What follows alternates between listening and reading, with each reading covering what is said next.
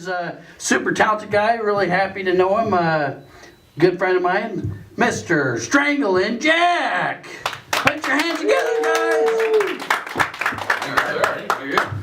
You got to stop listening to your dad, Chance. He's giving you terrible advice. All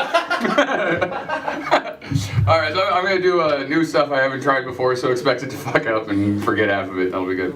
Let's see. So Lex Luthor's the president. I mean Donald Trump. Damn it! I always mix those two up. Donald Trump is so orange. How orange is he? He's so orange, he doesn't rhyme with anything. Orange doesn't. Okay. By the way, on that topic, you remember that old joke about jacking off and eating Cheetos turning your dick orange? That activity is now called the Donald Trump. That is the stiff orange dick with terrible hair. It is terrible. Actually, no, that hair is, we need to talk about that. I mean, it's weird, right? Like his hair is, I mean, that's a disconnect. It's like anything you would need to know about Trump, you can tell by his hair at this point, right? If I was in like some kind of interview with him and I only had one question, it would have to be about the hair because it's so telling. It would be like, are you starting a trend? Is this a new style or something? Is it windy? Is it always windy? I feel sorry for Melania, but the good thing is she doesn't have a lot of work left to do because all the blowjobs were shipped to China. I'll leave him alone. I'm going to do one more. And this one's serious though. Okay, so about Trump. Okay, so let's go down the list. He's good at name branding. He says outrageous stuff. He's sexually inappropriate. He got started from his parents' money. When you think about it, there's not a big difference between electing Donald Trump and electing Paris Hilton. Or as my friend, you're right. Or as my friends call her, hepatitis P.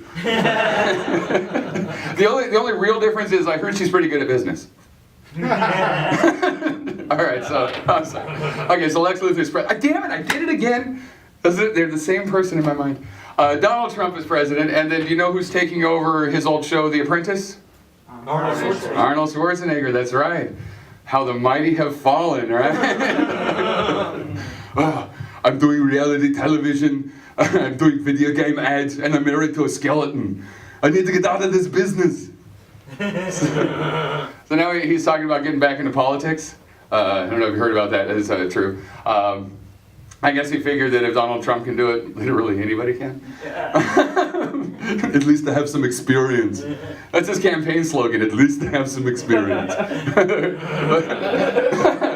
But what he's doing, this is real, he's starting a campaign to amend the Constitution so that he's allowed to run, at least run. It's called the Amend for Arnold campaign. Amend for Arnold!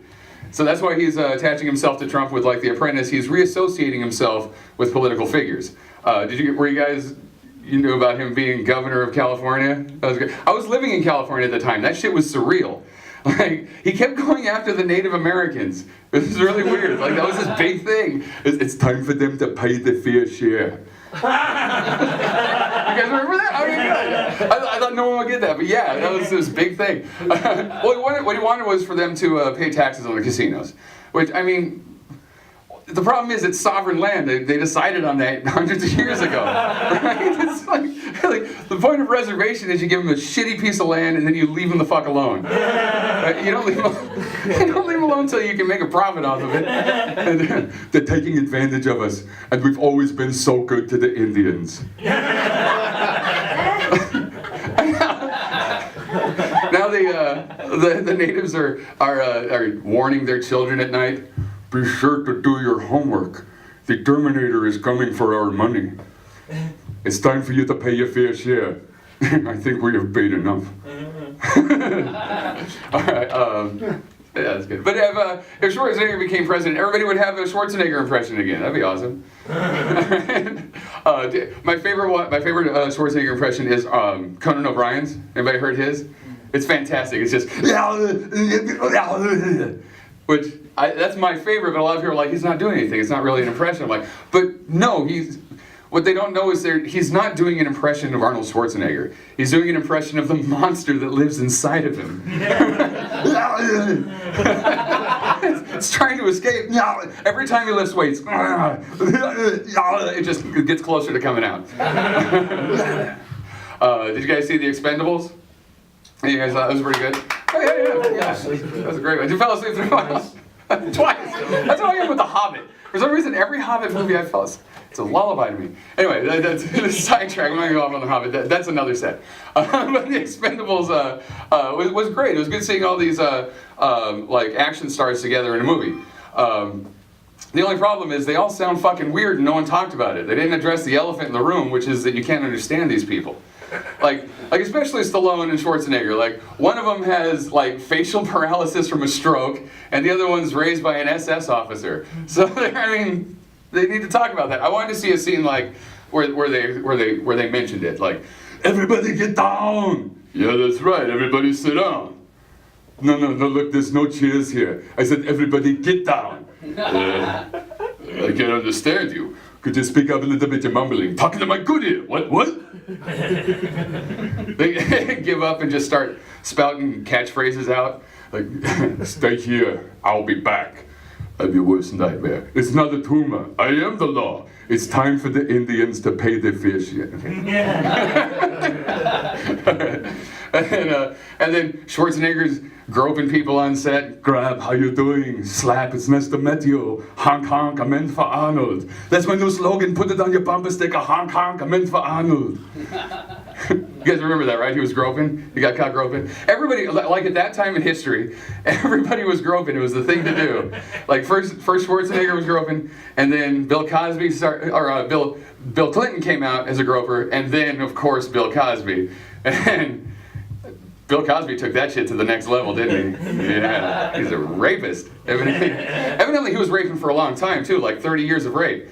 He raped like 40 women. That's a rape monster, man. You can't rape 40. That's excessive. I'm gonna say that's too much rape. I'm gonna say that's a little too much rape. And I always knew that there was something up with Bill Cosby. He's just too squeaky clean. It's like no one's that clean. But I didn't think it was sexual. Like, just looking at him, I expected it to be like he was like a raging alcoholic, like just a violent drunk. Like, he's got the head bob and the swagger and all that. Tell me you couldn't see Bill Cosby just like, get your pudding pops the fuck out of my face. I gotta beat a man to death with a tire iron. I've actually been doing that bit for a little while, and because of that bit, now my friends call like going crazy on someone, they call it going Cosby on someone. Like, oh man, he went all Cosby on him. He was like, back off you bitches, I'll create the bottle knife and cut your face all up. No. I know you're waiting for the no. I don't know who started that. It wasn't Bill Cosby. No. You know who I always expected of being sexually inappropriate? Sean Connery. He just looks like a perv, right? He looks kind of a little pervy. But I think he'd be like sly enough to get away with it because he's 007. He'd be just like,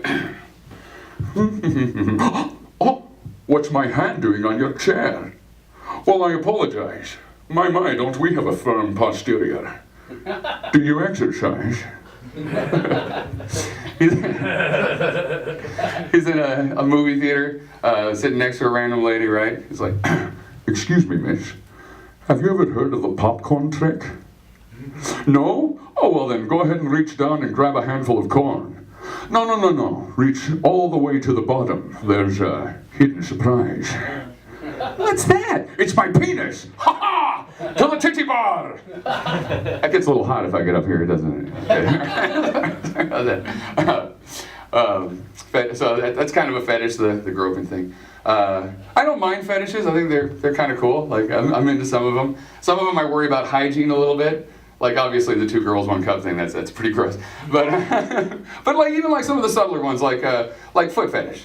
I mean, it's not that I'm against it or anything like that. I just worry about sanitarily. You know what I mean? Like, what's the spore transfer rate from foot to mouth? Like, am I gonna get hoof and mouth disease? Like, what if she's got athlete's foot? Am I gonna get athlete's tongue?